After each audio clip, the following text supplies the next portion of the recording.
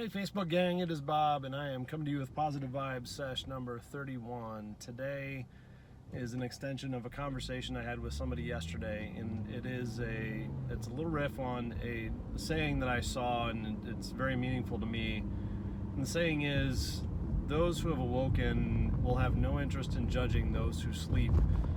The premise being, if you recognize suffering in your life and you recognize the universal aspect of suffering in other people's lives, you realize the root of what causes people to behave badly. I recognize in my life where my suffering or my choice to suffer causes me to behave in ways or take actions that cause suffering in my own life or suffering in the lives of others.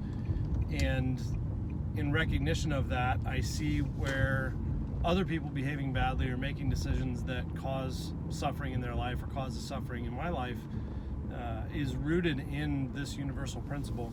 It comes down to, I don't necessarily forgive certain aspects. There are certain things, back to guarding your door, certain things that I don't necessarily allow or accept in my life, but I at least at the root of it understand somebody else's actions might be caused by their own suffering. We are the accumulation of all of the experiences in our life. I can't necessarily identify with the experiences that somebody else has had that's led them to this point in their life today, but I recognize that may cause them suffering, that may cause them to be ill-equipped to deal with that suffering and ill-equipped to be able to choose maybe a higher path in expressing whatever that suffering might be in their life. They may not be equipped to understand it or deal with it or act accordingly, which therefore causes them to maybe bring certain aspects to their behavior that is insensitive to others or might be